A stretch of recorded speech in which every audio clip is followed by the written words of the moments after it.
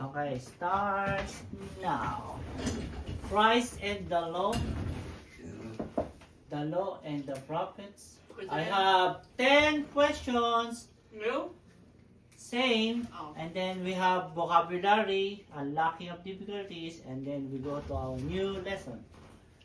Okay, so this is just the same as the last time, but I guess you can answer it 100% by this time. Maybe. Okay, let's see. What do you call inspired by God through the Holy Spirit to deliver a message? Prophet? Prophet or Seer. seer? Ah! God. When God called Jesus, it eliminates all the creature, not angel, not other creature. The Messiah has to be a man. Which verse? What it says? Genesis. Genesis Oh. 3:15. 3.15, Joshua. Yeah, 3:15. The Messiah is a seed of a woman. It means he is a human, not other creatures. The only generation of Noah. Wow. What were those? Shem. Ham. Japet. Japet. Okay.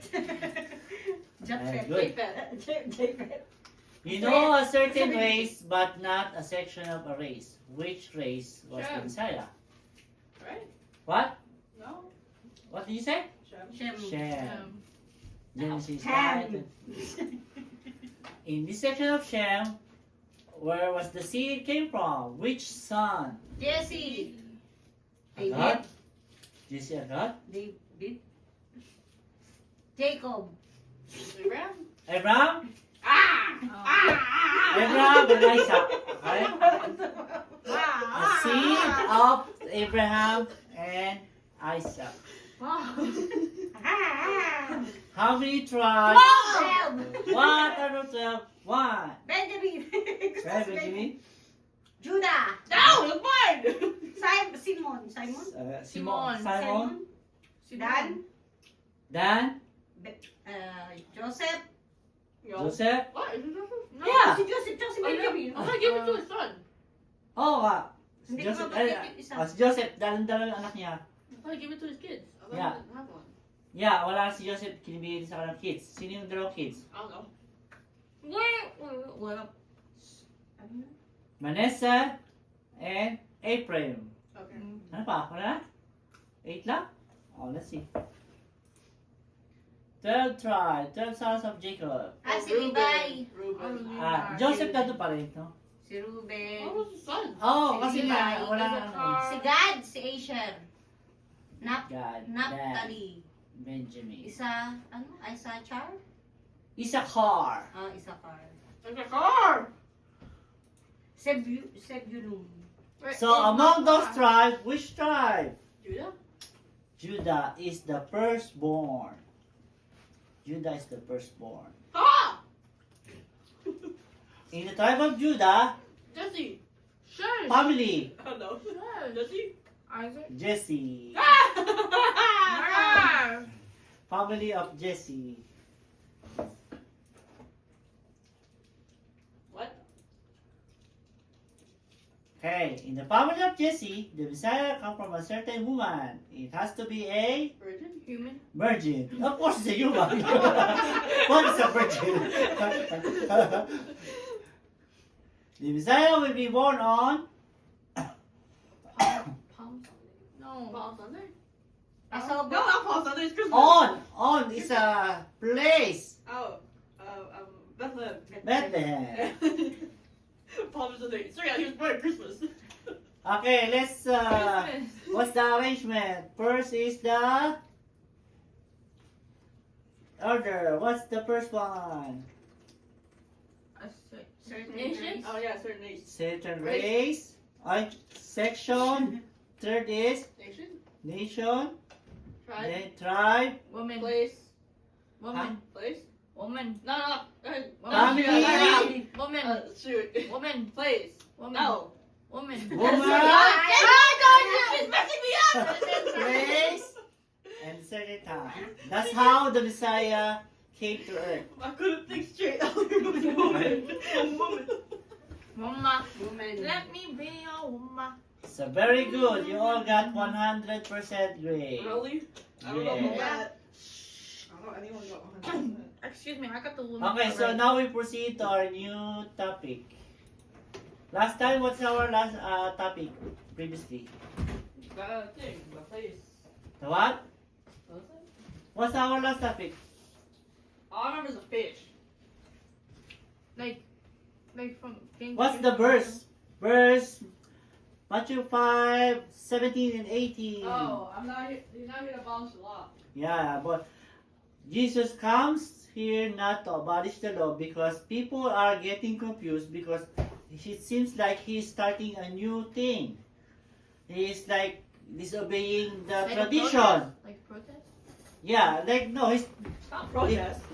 he's So like that's implementing new things like he disobey. I don't know. He's against the tradition, right? Right. So people are thinking, oh, this is like a new management, under management, new rule. But Jesus says it's not. It's here to accomplish the Old Testament or the Old Law. Okay, next. Next is Matthew verse 5, verse what? Bilis mo. Nasaan tayo? What verse? No, pay attention. Verse what? What? 17 and 18 and then 19? 90. That's all I'm asking. If you know the verses. 19. Okay, before we proceed, we need to study some vocabulary Oh words. no! Okay. It's grade 1 all over Okay. again. So, we're gonna encounter preeminent. Preeminent means surpassing all others, very distinguished in some way. Did you understand that? No. In the Bible, preeminent means having a paramount rank, like the top one, dignity or importance. Synonym, for you to understand, synonym same as Greatest. greatest. Greatest means the top, or the leading, or foremost, or the best, or finest, or the chief, like the highest, or the outstanding. When we say preeminent, this is like the top one. Okay? So understand now preeminent? Preeminent? Preeminent. Yeah, preeminent. That's what when you say preeminent, like this is like the top one. But usually pre is like before. Before, yeah. But Okay? what? But this is in the Bible. Precept. You know precept? A rule. This is a general rule intended to regulate behavior or thought. In Bible, it's generally referred to divine instruction, commands, or principle. This is like a good law, right? In synonym, this is like a principle, like a rule, a code. This is something like a highest thing to follow. A doctrine, a guideline, a law or ordinance, right? So this is something like a high thing when you say precepts. Okay? Got it now? Covet. Oh, I know that. We know that. What's covet? So, yeah. So what's there? Yearn to possess or have. Hey, that's what's her name again? Huh? Amanda, What? What covet? the witch. What? What's all about it? Aga. Agatha. Or what? Like, So, covet means you are like craving for that thing to have, or maybe you're craving to eat that or to have that. There's a new phone, you want a new phone, like you covet, okay? It's like you desire, you crave. Oh, there's a new car there. You're like, I like to have a car like that too. Or there's a new dress, in dress, or like a fashion. Oh, I want to buy one. That is called covet. You're desiring. You're jealous. You want that. You're craving that. Okay? So, there's three words. Preeminent means it's the top one. Precept is like a very high thing, rule or to follow. Covet means to possess for your own. possess or you craving for that. Okay? Next. These are the verses we're going to gosh. Take note. Okay.